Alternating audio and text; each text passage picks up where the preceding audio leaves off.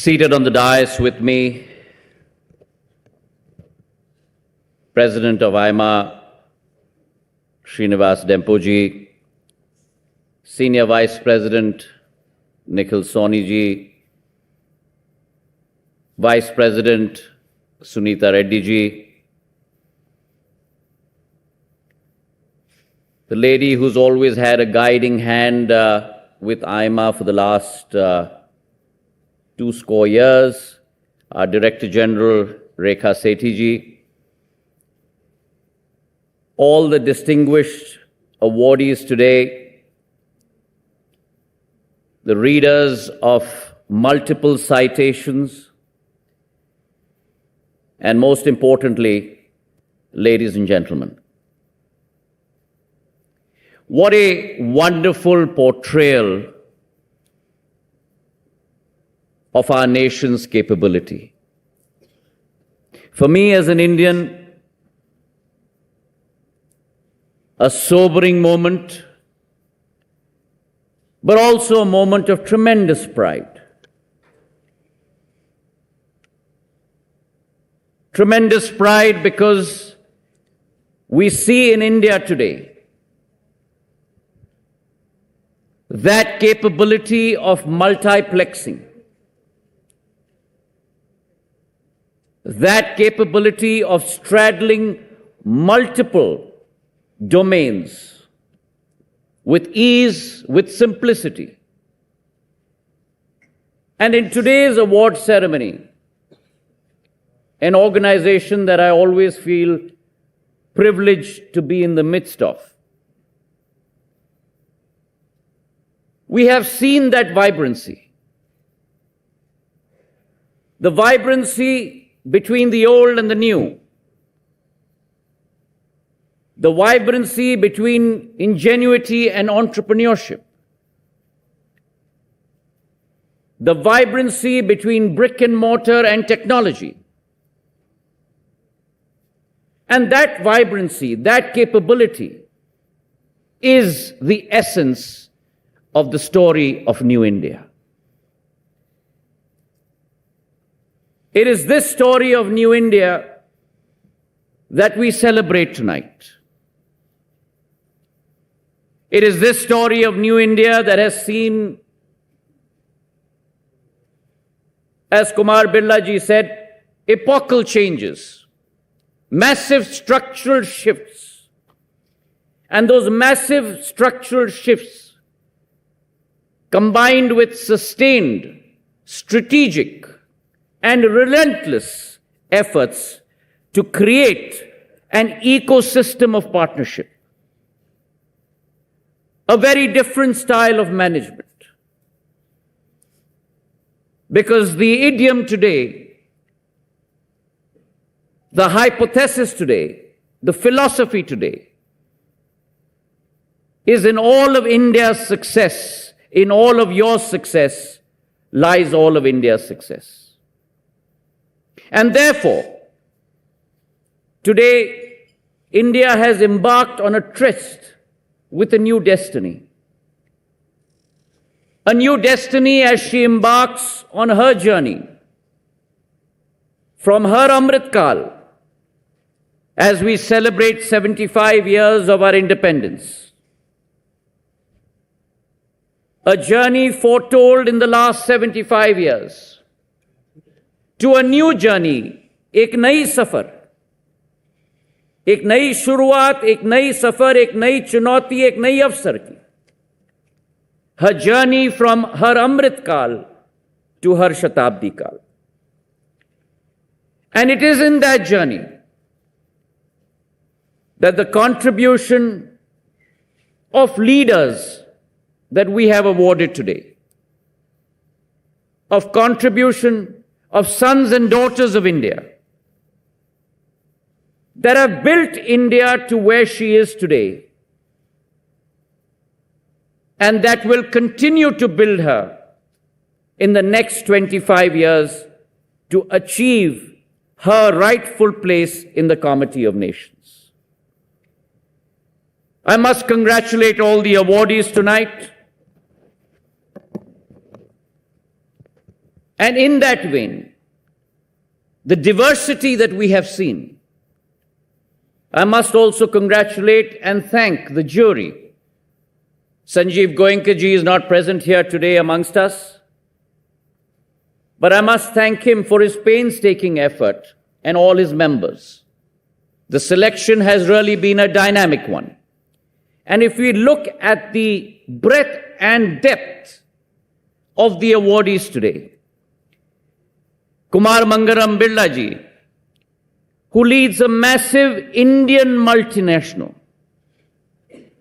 whose wingspan, if you will, transcends 6 continents and 36 countries, that employs people across 100 nationalities. Mr. Narendran, who I've had the privilege to know,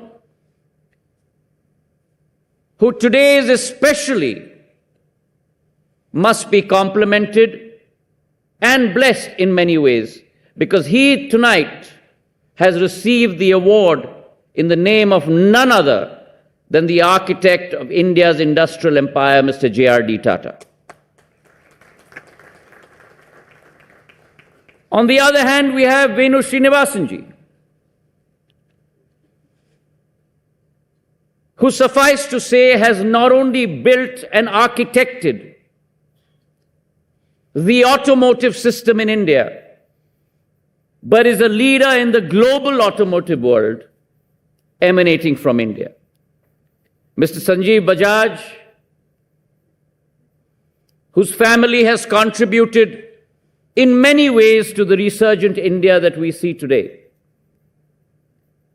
but who took a brick and mortar NBFC and converted it into a multi-product, multi-service, multi-channel financial powerhouse. Samir Mehta ji, who with his relentless entrepreneurial spirit has transformed Torrent and diversified the group through various verticals. And then, of course, we have the National Payments Corporation of India, who has taken our tricolor across multiple shores across the world and enabled every single Indian to have that same capability through the capability of digital payments. Along with that, we have ABB India, who was one of the early movers who could see the potential in India and has built a multinational in our space. The duo of Tarun and Swapnil, accidental entrepreneurs they call themselves, but they resemble and characterize and are a beacon of hope for the unicorn system and the spirit of entrepreneurship that runs from the north to south of India, to the east to the west of India. And last but not the least, my good friend Rahul Kanwal, who leads the India Today group and at a young age manages 5 TV channels, 20 digital platforms. Versatile, always available, and as he says, represents the 4th pillar of democracy in the form of free and fierce journalism. So this, ladies and gentlemen, in many ways symbolizes the potential of New India, symbolizes how far we have come. But as Robert Miles said, many more miles before we sleep.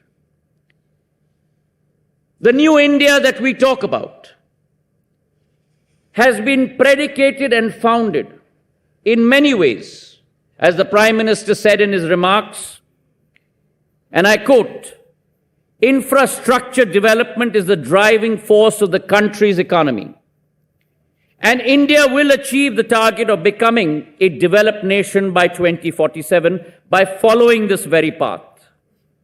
Now we have to improve our speed and move in top gear. The Gati Shakti National Master Plan is going to change the face of India's infrastructure and its multimodal logistics, unquote. And it is under this plan, for example, if we look at this year's budget, 100 critical projects have been identified with a financial outlay of 75,000 crores. And our concentration in government as fiduciary holders of your trust is to not only look at outlays, but ensure that outcomes happen on time. The infrastructure sector, ladies and gentlemen, has had tremendous potential in driving the economic destiny of any country across the world. If we look at the developed nations today, their success has been driven by an impetus on infrastructure. The US today has become the largest economy in the world. But that has come to be due to the power of compounding. It has only grown at 2.5%, but grown at 2.5% for 100 years, transforming its very nature. And therefore the impetus, the much needed impetus on infrastructure, the impetus that has been lost for many decades. And that tectonic transformation has happened over the last 9 years. Let me give you a few examples. For example, in the area of roads, we used to build 12 kilometers of roads a day. Today we build 40 kilometers of roads per day. In the last 9 years, where India built 75,000 kilometers of highways in 75 years, we have built 75,000 kilometers of additional highways in the last 9 years. We have doubled our highway network. And along with that, if you look at the railways, the railway system in India that used to put in place 600 route kilometers per year, today is powering ahead by putting in place close to 4,000 route kilometers per year. And when we look at the railways, we should also look at our digital networks, because digital networks have transformed lives. Information and access is what makes or breaks organizations and individuals. Broadband access in our country in 2013-14 was limited to a chosen few. 61 million inhabitants in a country of 1.3 billion people. Today, in 9 years, from 61 million, broadband access has been granted to 816 million people across our country. And whilst I speak of infrastructure, let me not leave out the civil aviation sphere as well. In 75 years in our country, we built 74 airports. In the last 9 years, we have built an additional 74 airports, waterdromes, and heliports, taking the total to 148. 9 years ago, we had 400 aircraft in our fleet. Today, that number has grown by 75% to 700 aircraft. But the journey is still ongoing. It is our aim and our resolve to build greater than 200 airports in our country over the next 4 to 5 years. It is our aim and our resolve. There are 6 metros that today have a throughput capability of 22 million people. 220 million people will be doubled to 450 million by 2030. It is our resolve to ensure that a holistic growth is brought about such that the civil aviation sector can support a $20 trillion economy by 2047, which is our ambition.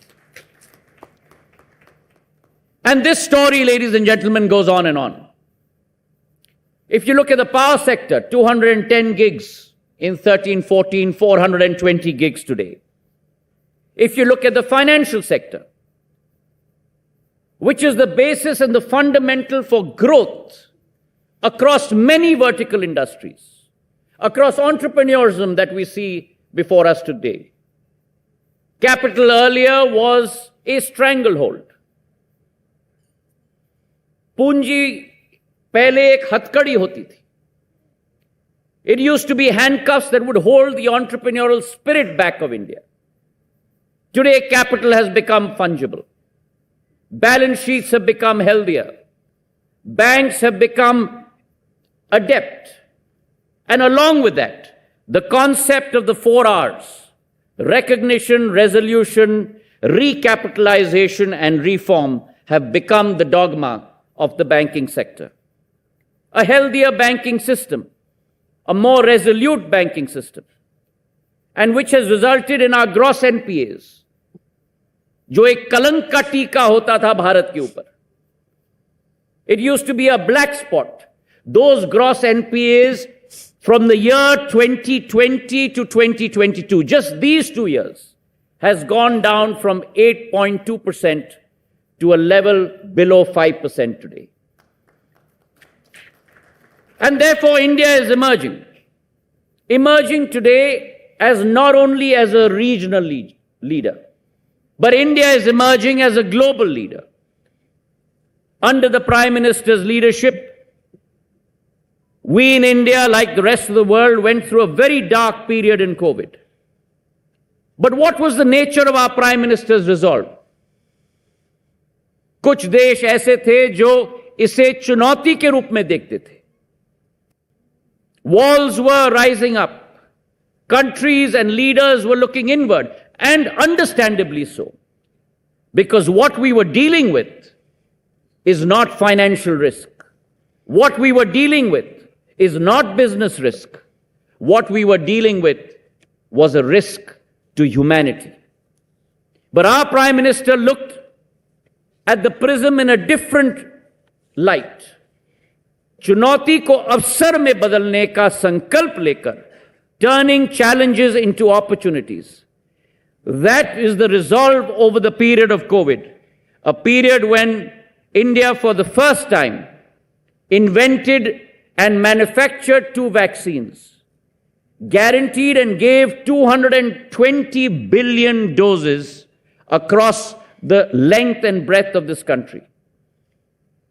Whereas in the US and in Europe, people who got vaccinated would get pieces of paper with their details written on it. India, through her IT prowess, invented the CoWIN app, through which you would get a digital certificate whether you came from the city of Bombay or Delhi or came from rural India, in your own mobile phone that you could carry with you for time immemorial to ensure that the vaccination policy was in place. And that technology of CoWIN today is being adopted by many countries across the world. We need to once again re-emerge back to the history that India always believed in and represented. We were at one point of time, ladies and gentlemen, contributing to 25% of the world's GDP. And I believe that it must become our resolve in our journey from our Amrit Kal to our Shatabdi Kal to reaffirm that target to be a world leader in terms of manufacturing, a world leader in terms of our economy, a world leader in terms of our Adhyatmik Vikas, our philosophy which is the underpinning of our nature, a world leader in terms of our soft power. And that truly represents the capability of India. A few words on entrepreneurship. It is entrepreneurship that is in the labyrinth of every country that transforms a country's future. It is the likes of Swapnil and his partner that will change the facade of India.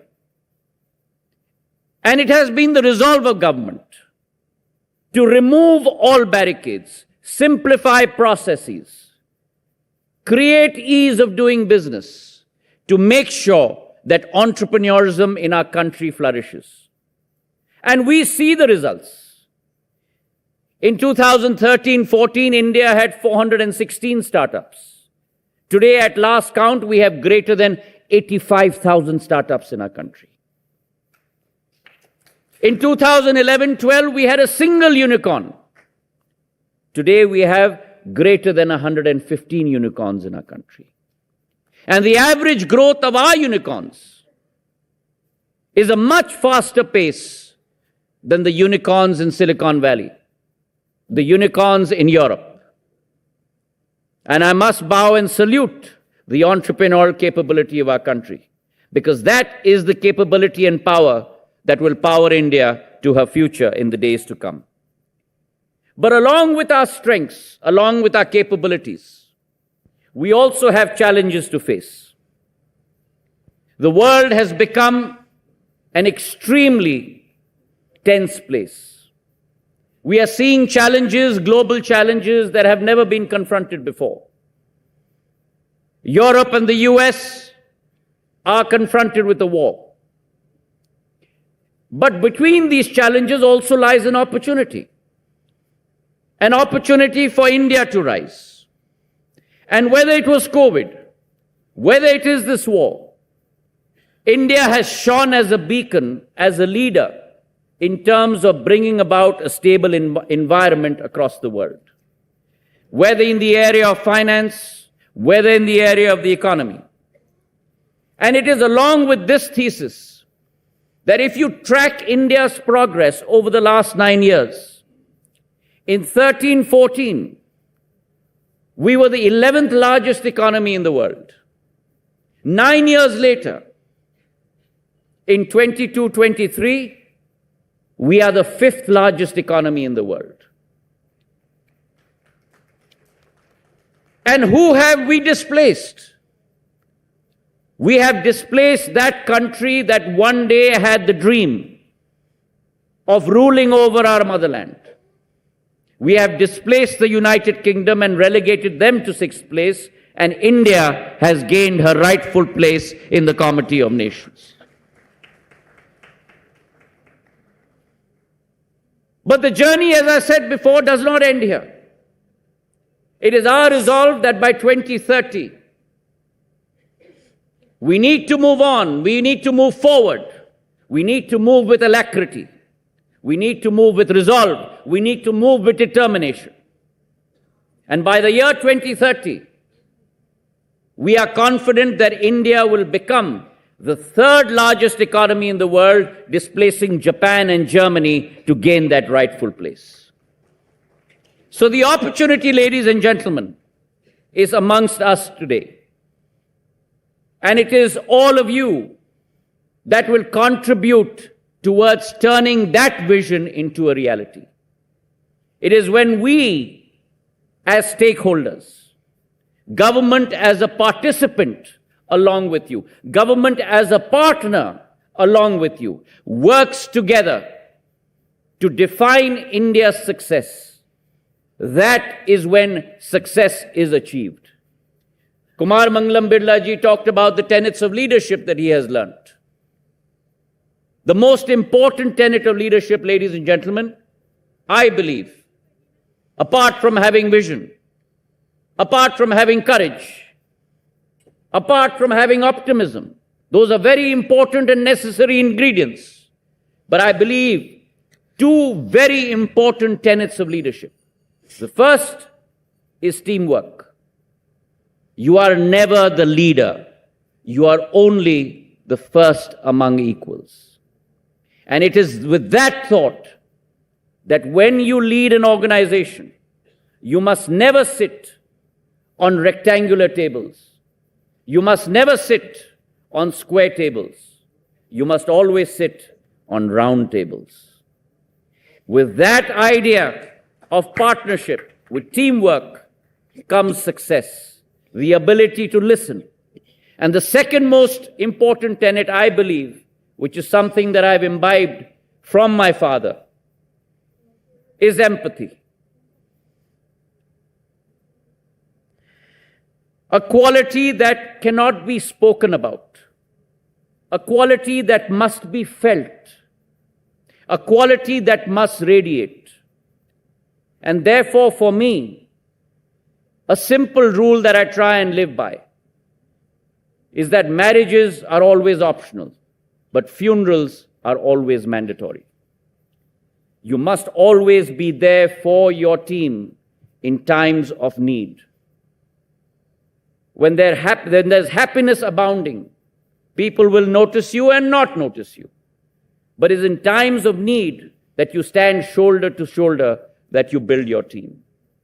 The last thought that I'd like to leave you with is an oft-repeated quote by Nelson Mandela when he said that many people think of the way things are and ask the question why. I dream of things that have never been and ask the question, why not? Thank you very much.